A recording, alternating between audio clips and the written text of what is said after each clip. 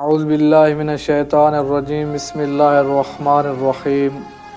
ایک دن کسی ولی خدا سے سوال ہوا، کیوں ہم اپنے امام زمان کو نہیں دیکھ سکتے؟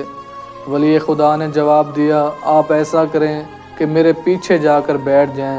شاگرد نے ایسا ہی کیا۔